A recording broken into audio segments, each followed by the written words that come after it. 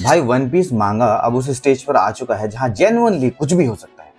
कल को चैप्टर 1192 में अगर उसोप उठकर सीधा इमू को एक मुंह पर पंच भी मार देना तो भाई ऑनेस्टली मैं बिल्कुल भी सरप्राइज नहीं होऊंगा, क्योंकि चैप्टर 1191 में ओडा ने पावर स्केलिंग, एल्बाफ के वॉरियर्स और इमू के बीच जो मैडनेस क्रिएट किया है ना, उसके बाद हाजुरुद्दीन तक इमू पर हाथ साफ कर चुका है भाई। लेकिन सबसे इंटरेस्टिंग बात यह है कि चैप्टर के एंड तक पहुंचते पहुंचते एक ऐसा कॉम्बिनेशन बनता है जो शायद पूरे एल्बाफ आर्क के लिए बहुत इंपॉर्टेंट होने वाला है। और एक साइड पर चॉपर और बिब्लो के बीच ऐसी बातचीत हुई है कि भाई किसी को कुछ नहीं पता। चॉपर की आंखें लिटरली फट गई थी भाई वो बात सुन। तो चलिए बिना कोई टाइम वेस्ट की चैप्टर 1191 का कंप्लीट ब्रेकडाउन शुरू कर।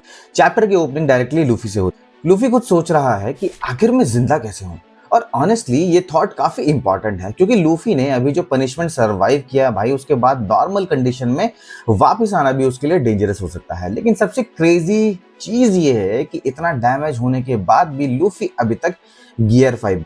नॉर्मली हम लूफी को इस तरह के डैमेज के बाद कंप्लीटली थका हुआ स्टेट में देखने के लिए एक्सपेक्टेशन रखते हैं, लेकिन यहाँ बंदा लिटरली गिरता पड़ता हुआ भी मूव कर रहा है और इसी स्टेट में लूफी गबान के पास पहुंचता है। गबान जमीन पर पड़ा हुआ है और उसका फर्स्ट रिएक्शन है कि शिट, मैंने एक हाथ गवा। एग्जैक्टली वही इंजरी जो हमें पिछले चैप्टर के एंड में देखी। लूफी को तुरंत गिल्ट होता है और वो गबान से माफी मांगता है क्योंकि गबान ने लूफी को बचाने के लिए वो अटैक खुद पर ले लिया था। लेकिन गबान का रिस्पॉन्स ऑनेस्टली बहुत ही गबान टाइप ही है, बिकॉज वो बेसिकली लूफी को बोलता है कि भाई पागल मत बनो, मैंने ये तुम जैसे नकारा इंसान के लिए नहीं किया है, मैंने ये एल्बाफ के लिए किया है, और वैसे भी मैं ऐसे मरना नहीं चाहता।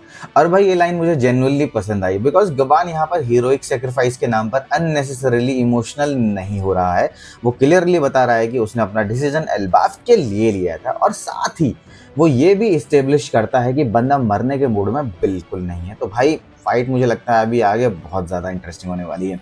उसके बाद लूफी एक और इंटरेस्टिंग सवाल करता है कि ग्रैम्स वो है कौन, मतलब मरी हुई हालत में भी क्वेश्चन पूछ रहे हैं। गबान कहता है कि उसका ट्रू नेचर एक बहुत बड़ा सीक्रेट है, लेकिन अगर सिंपल वर्ड्स में एक्सप्लेन करना हो तो वो एक गॉड है। एल्बाफ के अंडरग्राउंड वर्ल्ड में हमें बहुत सारे वाइल्ड एनिमल्स देखने के लिए मिलते हैं और ये एनिमल्स सीधा इमो की डायरेक्शन में मूव कर रहे हैं। तभी बूम, कॉन्करर हाकी का एक मैसिव आउटबर्स्ट होता है और सारे एनिमल्स वहीं पर बेहोश हो जाते हैं। और फिर हम देखते हैं ईमू जमीन पर गिरा हुआ है। ईमू खुद सोच रहा है ये पायरेट किंग्स क्रू, और फिर उसके थॉट्स और डार्क हो जाते हैं। बेसिकली ईमू रिग्रेट कर रहा है कि अगर उसे पहले ही पता होता कि यंग पायरेट्स फ्यूचर में इतनी बड़ी प्रॉब्लम क्रिएट करेंगे तो वो उन्हें रॉक्स के साथ ही खत्म कर दें। और अब ईमू को रियलाइज हो रहा है कि उस वक्त जो लोग बच गए उनमें से कुछ लोग फ्यूचर में उसके लिए इतनी बड़ी प्रॉब्लम बनने वाले थे। ये कंफर्म्ड कॉल बैक है।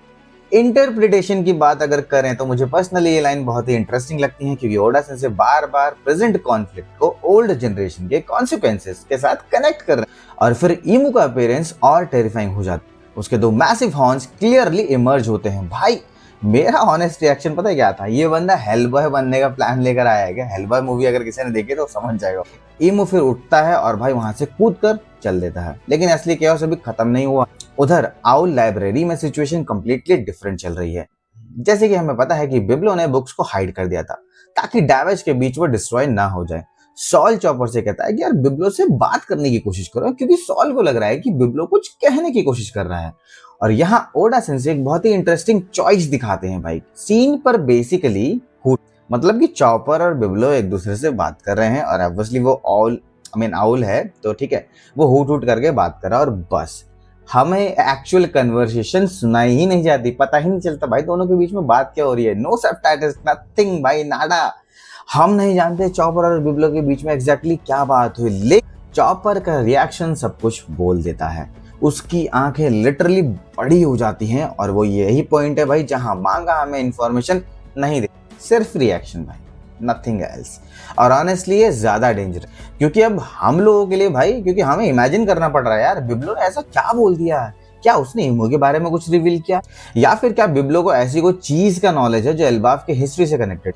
कंफर्म अभी तक कुछ भी नहीं है, बस चॉपर का शार्प रिएक्शन कंफर्म्ड है, बाकी सब स्पेकुलेशन है। लेकिन पर्सनली मैं इस मिस्ट्री को चैप्टर के बिगेस्ट अनआंसर्ड क्वेश्चन में से एक मानता हूँ।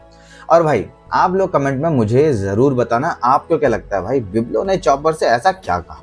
अब बैटलफील्ड पर वापस आता है। ईमू उड़ता हुआ सीधा लूफी और गबान के पास पहुंचता है और यहाँ ईमू एक और ट्रांसफॉर्मेशन भाई, ईमू गबान को देखकर बेसिकली एक्नॉलेज करता है कि होने बामी के अटैक के बाद भी उसने सिर्फ एक आर्म लूज किया।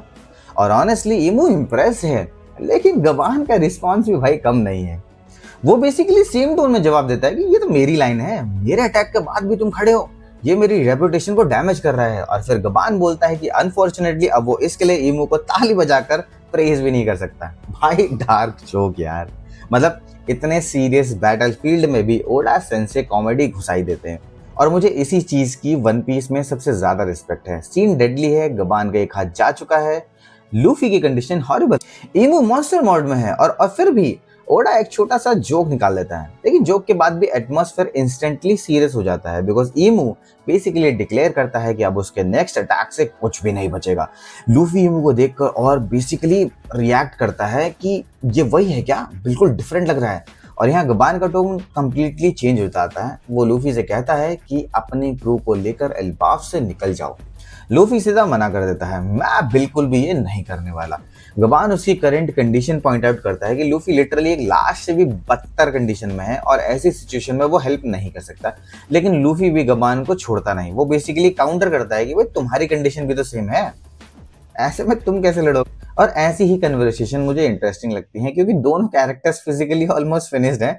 दोनों जानते हैं कि सिचुएशन हॉरिबल है, लेकिन दोनों के पास एक ही प्रॉब्लम है, कोई भी पीछे हटने को रेडी नहीं है। तभी ईमू एक और होने वाली अटैक के लिए प्रिपेयर करता है। लूफी गबान को बोलता है कि भागो, और एग्जैक्टली इसी मोमेंट एंट्री होती है हाजुरुद्दीन की। भाई यहाँ से चैप्टर का मैडनेस नेक्स्ट लेवल पर चला जाता है। हाजुरुद्दीन सीधा ईमू पर अटैक करता है और अटैक का नाम है गंगनीर।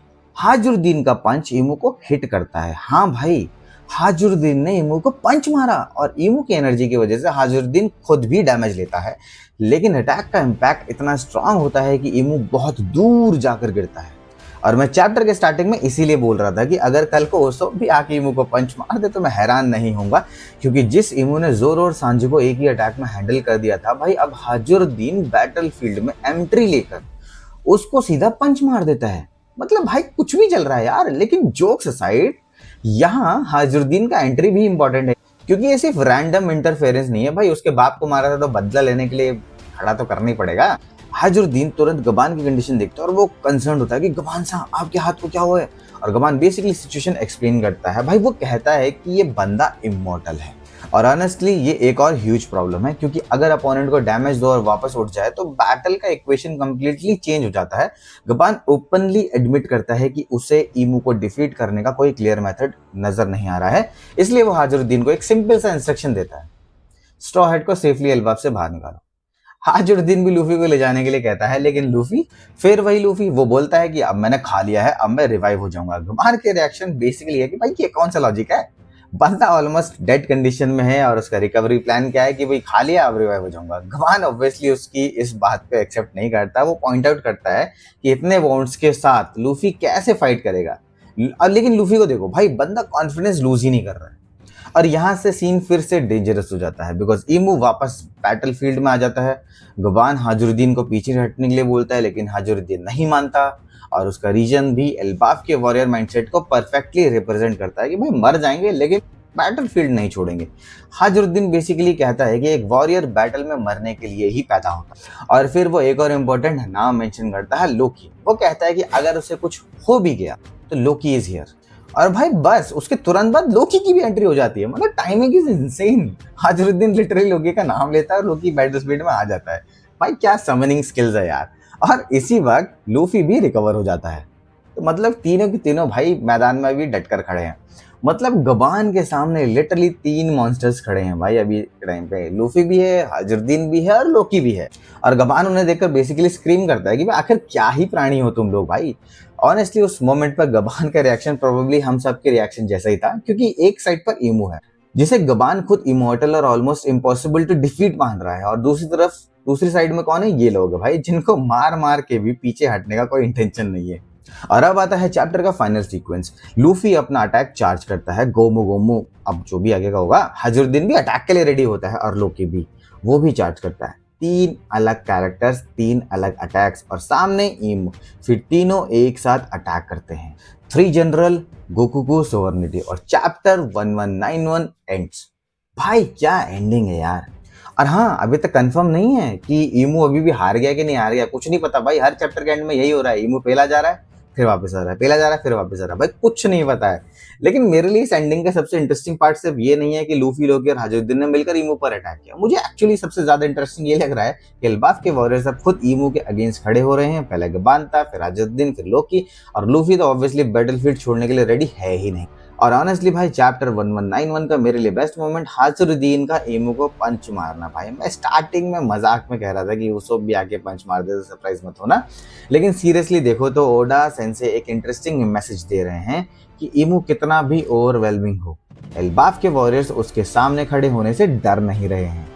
अब भाई लेकिन सबसे बड़ी प्रॉब्लम पता क्या है, नेक्स्ट चैप्टर फिर ब्रेक है। मतलब ओडा सेंसे ने हमें लूफी प्लस लोकी प्लस हाजुद्दीन का कंबाइंड अटैक देकर सीधा ब्रेक पर भेज दिया है।